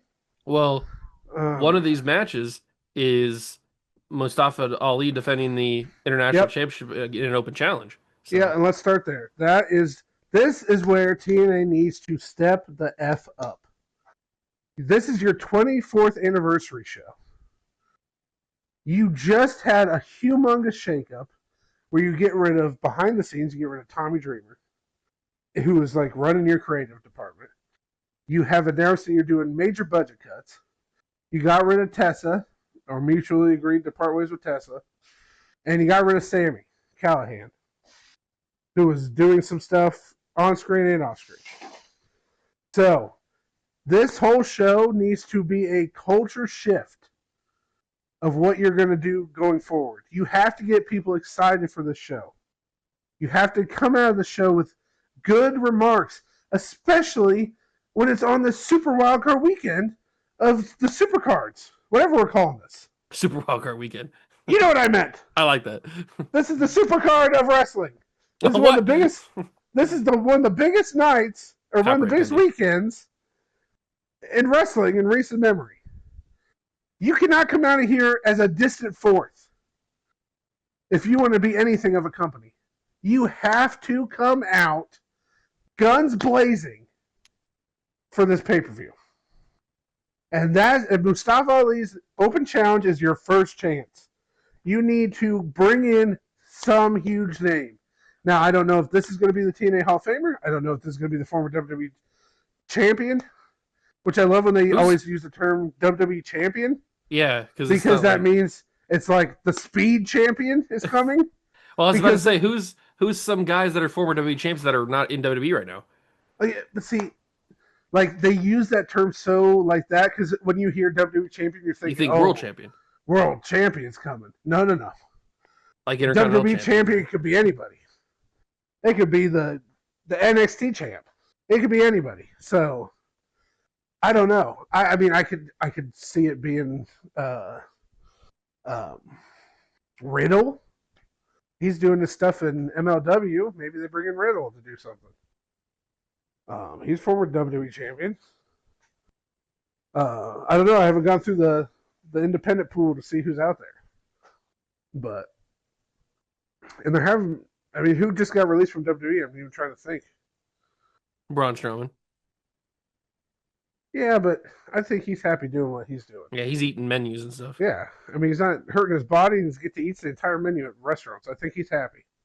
Although they have the NXT contract, so maybe it's somebody from NXT coming over. That's what I'm saying. I don't know. It could be anybody, but you have to make it a big splash and not just some loser. It's gonna be some bum. This is that's your first chance of the night to make an impact.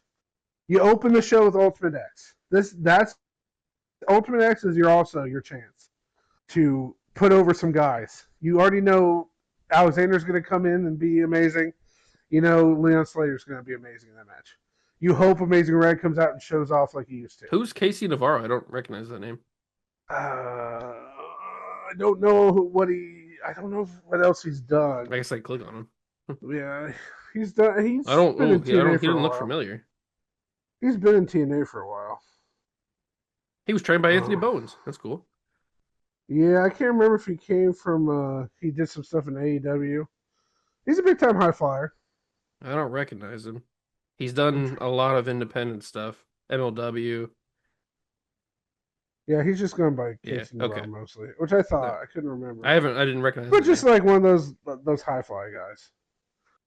I'm trying to see if he's won what titles he's won. If he's won any big titles, mostly cruiserweight and little championships in his career, independent stuff. Well, while you're looking at that, the rest of the card, we've got Ultimate X, Cedric Alexander defends against Leon Slater, Frankie Kazarian, Mr. Elegance, Fabian Eichner, Casey Navarro, and Amazing Red.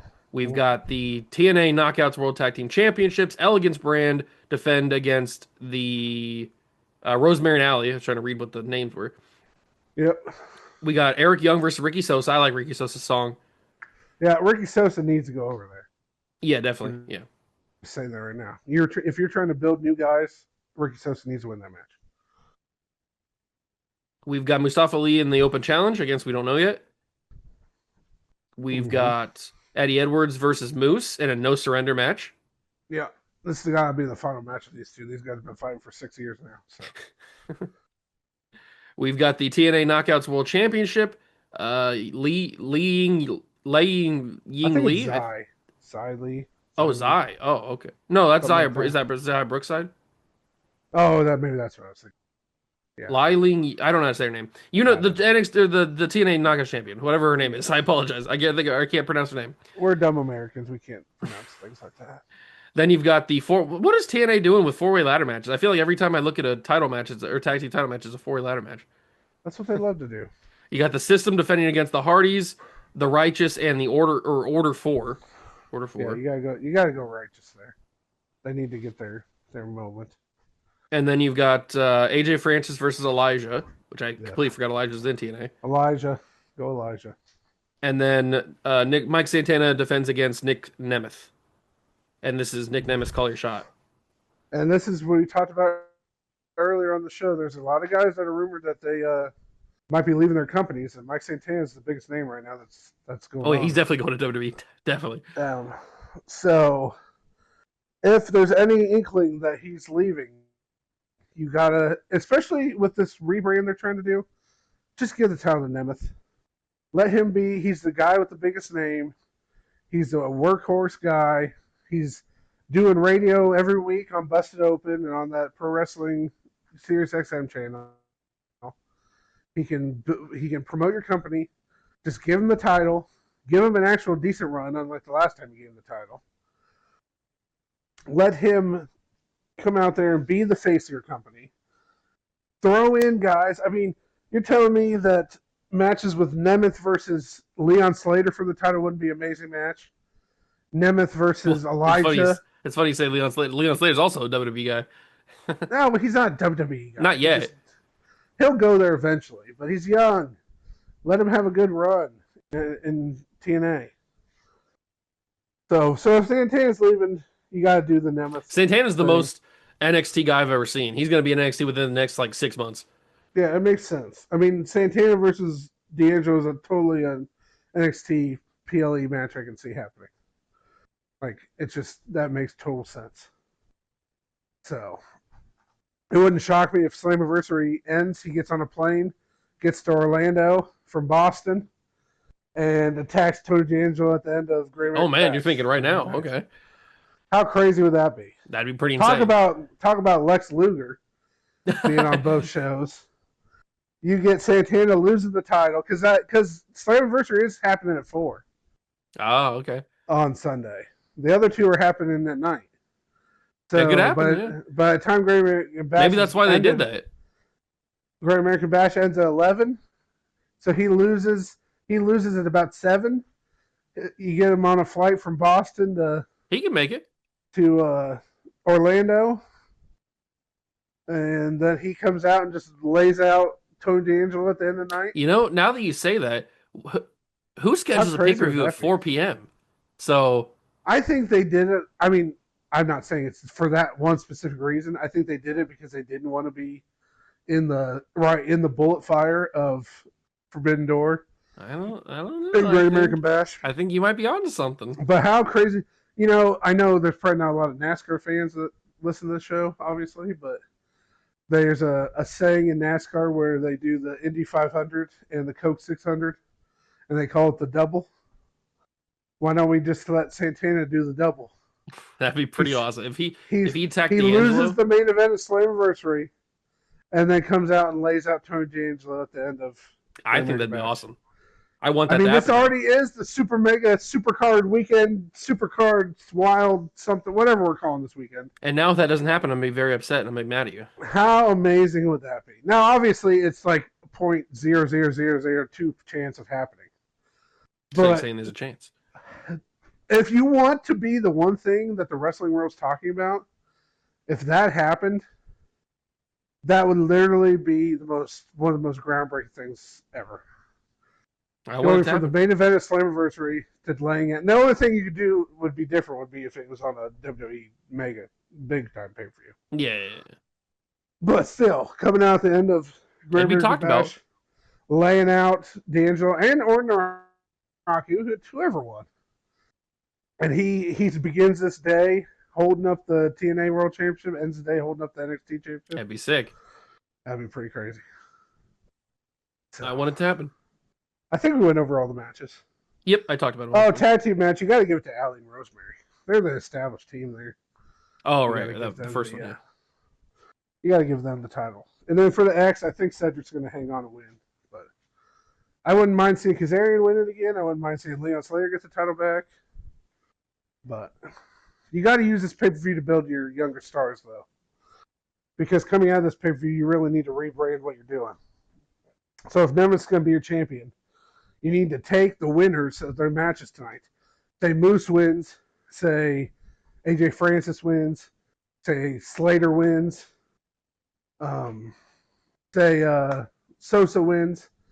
Take all those guys and put them into programs with Nemeth. Let Nemeth carry all these young guys into the future and build up so many more new stars. You only said one young guy in that. Stop. Okay, stop. I know Moose, but Slater's young. Sosa's youngish. Yeah. So Sosa and Slater are young, but you said Francis and Moose. I understand. I meant like not young in terms of they're not main eventers. Okay. Moose is the only main eventer I was talking about now. But take those guys and let Nemeth carry them into good matches. let him carry them into being main eventers for the company. That's what Nemeth being your champion can do. He can put out banger after banger after banger after banger, and have some great stuff going on. So, but And let's wrap up with the AEW Forbidden Door. This card is just chock full of matches. are you 80 years old? What's happening? Let's start with Cage and Cope defending. Although on the section here it says Cope and Cage. No, let's not. Christian and Edge. I tell you, that's how it goes. Yeah, Cage and Cope defending the AEW Tag Team titles against the Dogs. Yeah, you gotta go Cage and Cope there. I don't see why they would lose already. You've got a 3-way tag match between the Young Bucks, El Sky team, which is Mystico and Masquerade Dorada, and then Unbound Co., which I'm not familiar with. I think they're a New Japan team. Yeah. So, I mean, I would go Young Bucks, but I'd love to see Mystico win. Mystico's my this last year become one of my favorite guys again. Just because he wrestles all the time. The former Sin Cara. No, he's been dominating lately. He's winning all these titles. I'm gonna go Young Bucks too. I don't think he's had a bad match recently. I actually just watched him versus what was the guy's name? A guy in MLW, and they had one of the we might have to throw it in our match of the year contenders. Oh man, it's pretty good. So, is it better than Mask vs. Mask? No. It's not gonna win. I'm just saying it was a pretty good match. And we got AEW Continental Championship John Moxley defends against Bandito. I mean, you gotta go Moxley. Yep, Mox. I mean, what's the point of letting Bandito have that title? He's already the Ring of Honor champ. Something I think. Isn't he the Ring of Honor champ? I don't think he's the heavyweight champ. I think he's the champ. He's something. Who's the champ then? Name me the champion. Bryan Danielson. I don't remember. Nigel McGuinness. Jerry Lynn. IWGP Global Heavyweight Championship. Shota Umino versus Pac. Yeah, Shoto's winning. There's been a whole big thing about New Japan this couple weeks. That's good. Talking about how they feel disrespected by Forbidden Door and by AEW. So that's why WWE. Yuta said he's not coming. Oh. That's why the IWGP is not being defended. He said he's boycotting it. Oh, man. What happened? Shota, he just says that he feels like the AEW guys disrespect the New Japan guys. Don't take it seriously. Maybe they'll go Forbidden Door WWE style. The last few years, the IWGP has been kind of thought of as an afterthought at this pay-per-view. And not taken serious, like it's a main event title. So he was calling out them, and then Shota kind of said he understands, but he's still showing up. So he's going to end up being there, obviously, because he's got the match with Pac. And I don't see him losing. He just won it. So no, he's going to win. Yep. So AEW Women's Title, Tekla versus Starlight Kid. Tekla. Yep. She's going on this whole thing about taking out Stardom, so I don't see her losing this match. Yeah, Women's Own Heart Cup Final, Mercedes versus Maya World. I mean, I'd love to see Maya World win because it'd be such a crazy upset, but you got to think they're going Mercedes. Mercedes? Yeah, because she's going to probably be the one that beats Tekla. Yeah, I mean, that's your biggest match you can make for All In is Mercedes versus Tekla. So Kenny Omega versus X. Pretty cool. Oh, sorry. I was just going to say Maya World winning would be pretty cool, but I've heard that. A lot of people said that'd be a big upset. That would be cool to see that upset. Well, because she wasn't even in the tournament. Yeah, she was like she got late edition or something. Picked in, and the whole story was I think her brother passed away. Oh man! And like she ended up, it was like 3 days before she ended up getting into the tournament. And she ended up coming. Like they were like said she didn't have to, and then she ended up coming anyway. And then she got the big upset against Athena, and now she's going against Mercedes. All right, that would be cool. It's a good story, so I'd like to see it. But like if you're going for big matches All In, and Mercedes has never won the world title there. I mean, I feel like this is all leading to Mercedes winning the world title. Yep, I agree. So, Omega versus Sabre Jr. I mean, you got to think Omega's going to win. I mean, hope that's so. One of the things. I'm an Omega guy. That's one of the things that New Japan is ticked off about, pretty much, is that the AEW guys get put over. I mean, Kenny's kind of a New Japan guy too. alumni, but like right now, and I mean, Zach was just the IWGP champion this year, so Oh, cool. I mean, he had the title. So if you put Omega over him, you're kind of burying that title, which was the whole point of what Yuta was saying. So I mean, Yeah. I get it was his point, but so we'll see. But I mean, I would pick Omega. I think they're like, hey, we've been talking about it. I think Omega's gonna win this match, get that push, Yeah, we somehow mentioned get a it. match against MJF at Redemption, and then we lead to Omega Osprey at All In. So And speaking of, one of the biggest matches on this card, men's Owen Hart Cup final, Will Ospreay versus Swerve. I mean, if this isn't the main event of the show, I don't know what's the point of anything. So this has got to be your main event. The other match, the steel cage match, is not got anything close to what this match means. And I think Swerve and Osprey could tear the house down. And So I didn't mention they're this when we were talking about, but people should probably know, or they probably already do know. But the winners of the Owen Hart Cup final matches get title matches at All In, world title yeah. matches. So All In's going to be in London. You're going to get that big hometown boost for Osprey. You're finally you let him win this match. You're going to end up building him into being your superstar of the future. Yeah, You know, I think Ospreay was supposed to be crowned a little bit earlier, but then he had that big neck injury stuff going on. So I say you put the. I think he was the one.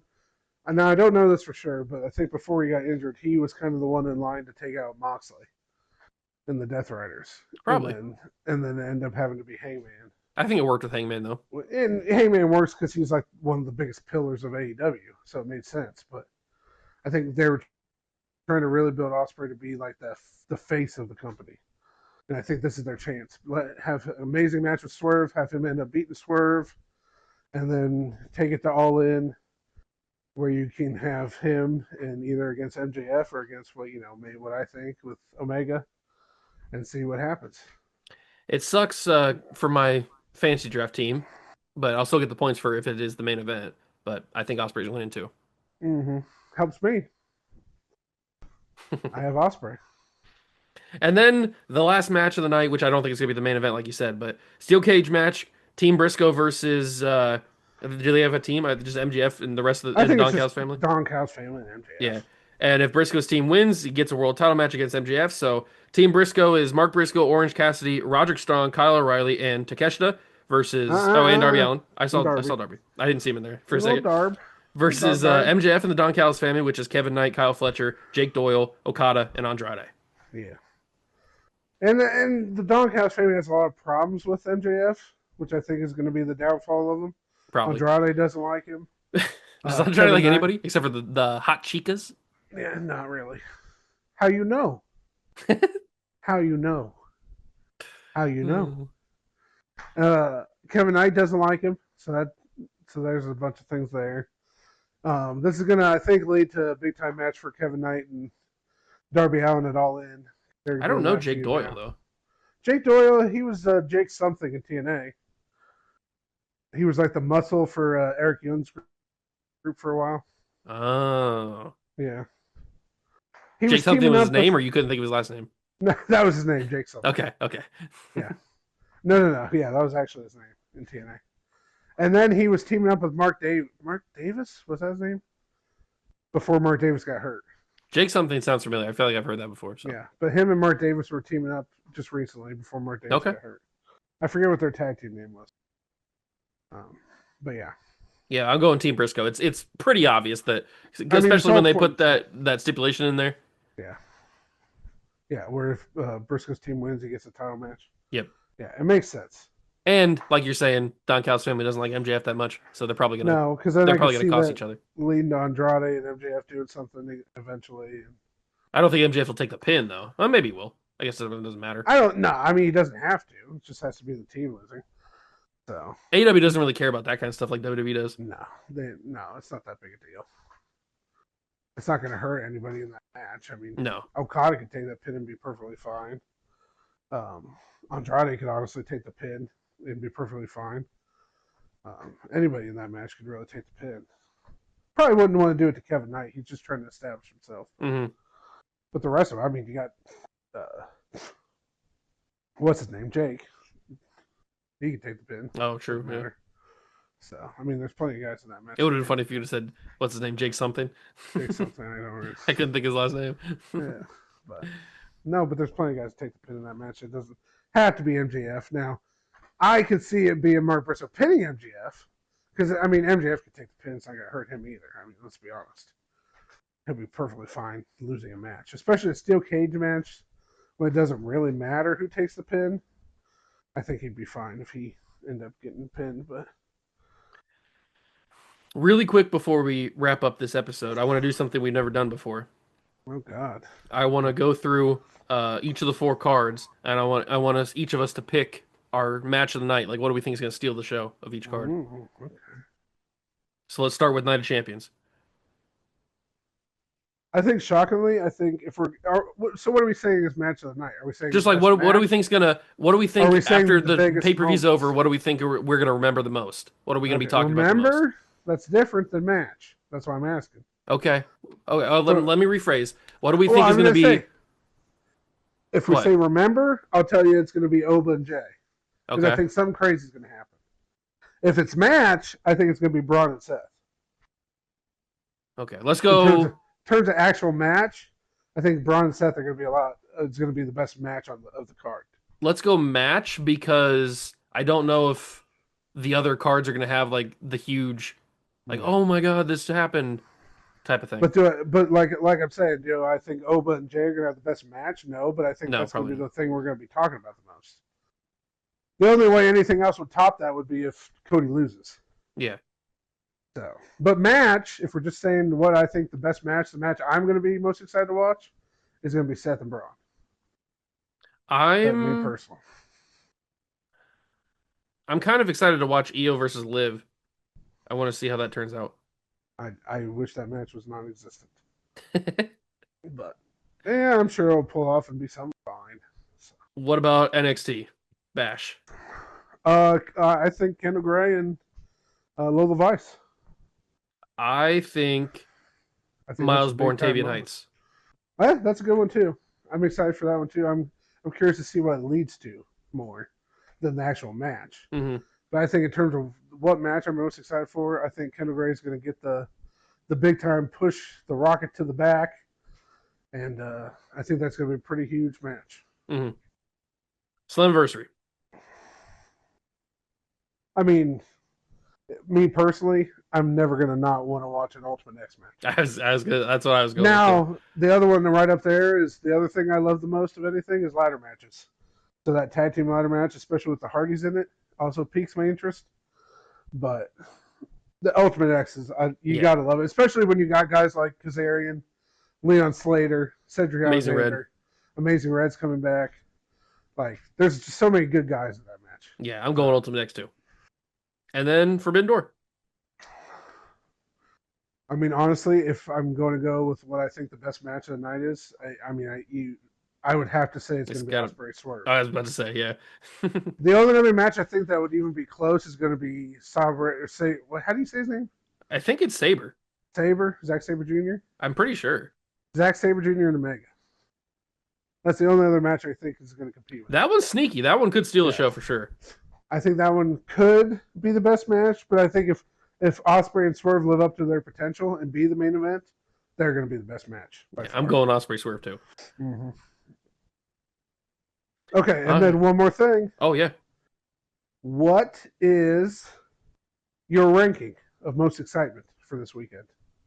Okay. Give me your 1 through 4, or 4 through 1, I guess. Start with the worst one. I know it's going to be Slammiversary. So, yeah, that's me too. That's number 4 for me.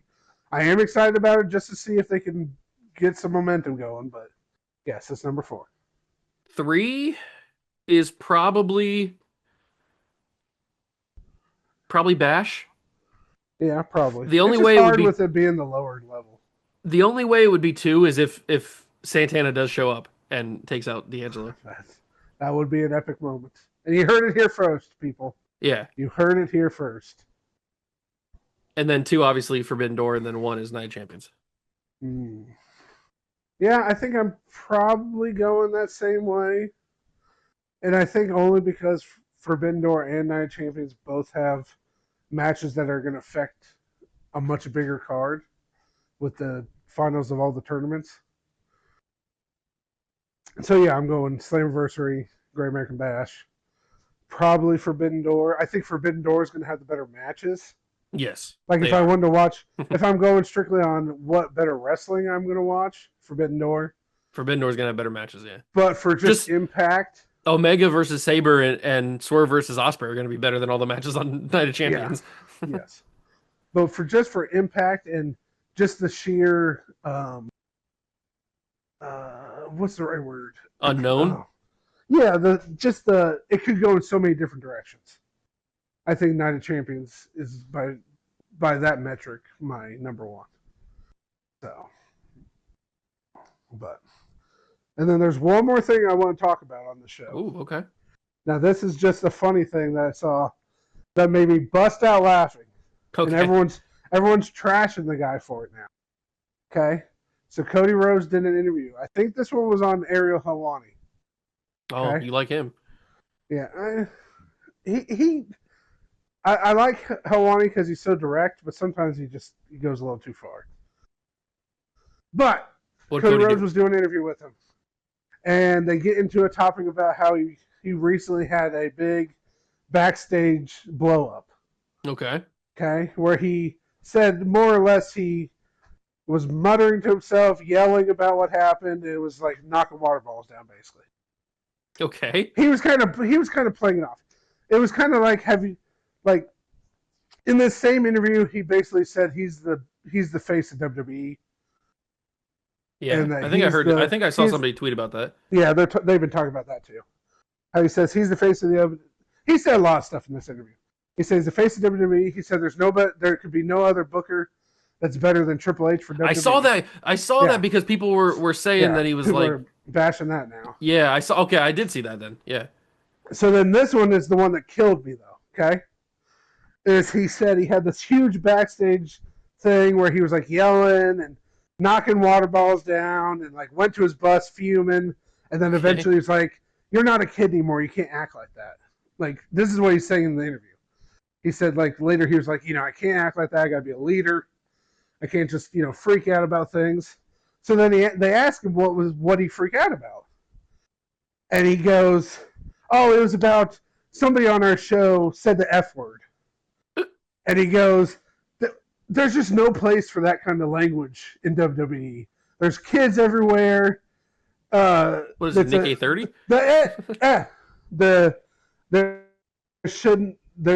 The kids shouldn't hear the F word the first time being a WWE show. All this stuff. Trust me, those kids have heard the F word from their parents. They haven't heard. That's not the first time. And so he goes through this whole thing, and then they where I saw this was a tweet. So Okay. it was his whole thing quoted, and then right underneath it is a video of Elimination Chamber 2025 when he says, "Go F yourself, Rock." Oh my god, I couldn't stop laughing at this. That is it was pretty one good. of the funniest things I've ever seen in my life. That is So pretty he has good. this entire blow up about, because I guess he says something to the effect of like the show kind of blacks it out, so you're messing with the show when you do something like that. True. That is true. And all this stuff. And It is then, very annoying And when then you do that. right underneath that quote is the video. Go F yourself, Rock. Cody's one of the dirtiest, filthiest mouths in wrestling. His independent run, every other word is a cuss word.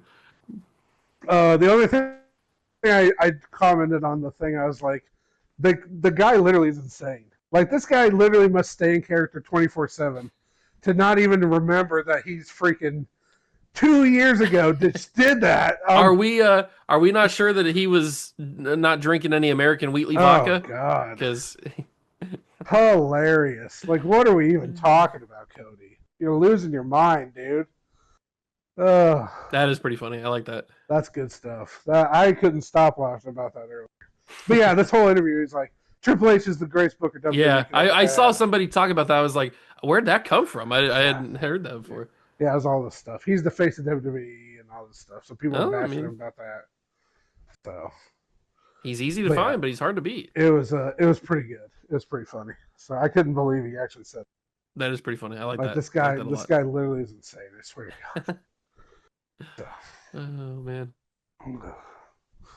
I think we need to have a WWE Championship match, triple threat, Cody, Gunther, and Punk, all your favorite guys. Oh God. Just throwing everybody in there. I hate.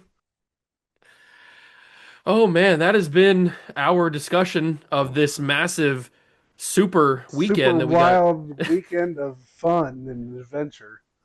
What's it actually called? Somebody was calling it like the Supercard weekend or I don't know. Wrestling Supercard Probably just weekend. wrestling supercard, something like that. Yeah, Wrestling it's Supercard weekend. it is a loaded weekend. Saturday Yep. Night of Champions, and then Sunday you got Slammiversary, Great American Bash, and Forbidden Door. It's going to be a crazy, crazy weekend, and we will be here to recap it all next week. So Yep. stay tuned. Hope you enjoyed. Leave us a follow on Spotify. Subscribe to us on YouTube. Follow us on Twitter, Facebook, TikTok, and we'll see you in the next one. Peace.